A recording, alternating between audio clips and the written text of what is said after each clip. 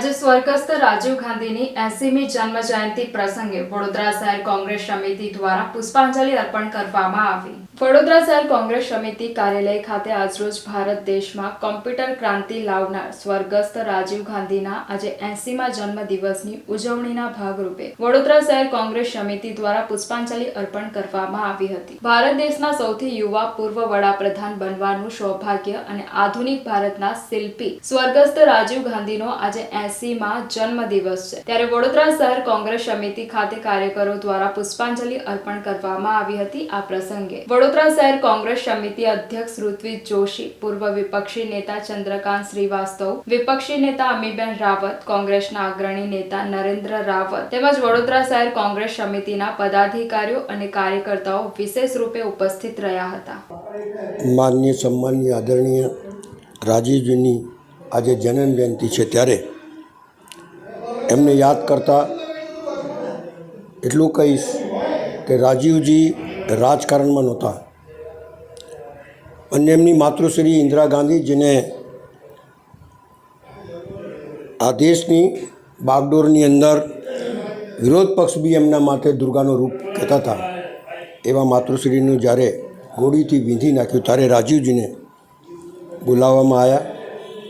આ દેશની ધુરા એમને સોંપવામાં આવી। એ જ્યારે બેઠા ત્યારે આ દેશમાં કોમી રમખાણો ચાલતા હતા। આખા દેશની અંદર ઇન્દિરા ગાંધીજીની જે હત્યા થઈ તેનાથી આખા દેશમાં કોમી રમખાણ ફાટી નીકળેલા। સત્તા પર બેસીને ધુરા સંભાળીને સૌથી પહેલાં દેશને શાંત કરવું એમની પ્રાથમિકતા હતી અને એમને કરી બતાડી। દેશને આગળ લઈ જવા માટે, અંગ્રેજોને દેશમાંથી ભગાડવા માટે મહાત્મા ગાંધીએ સ્વદેશી નારાનો ઉપયોગ કર્યો અને એ ગાંધીને પણ આ દેશ જોડવા માટે ગોળી ખાવી પડી। રાહુલ ગાંધી એક નઈ ક્રાંતિ આ દેશમાં લાયા।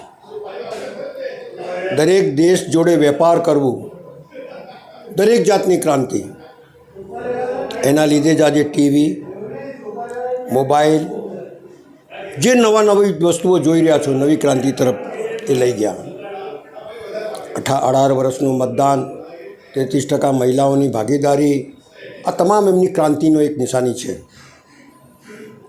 એમને રિપોર્ટ હતો આઈબીનો, સેન્ટ્રલ બ્યુરોનો રિપોર્ટ હતો કે તમારી જાન કો ખતરા હૈ। એ પરવા એટલા માટે નહીં કરી કે जिंदगी रहे ना रहे પણ દેશ રહેना चाहिए और देश में एकता रहनी चाहिए।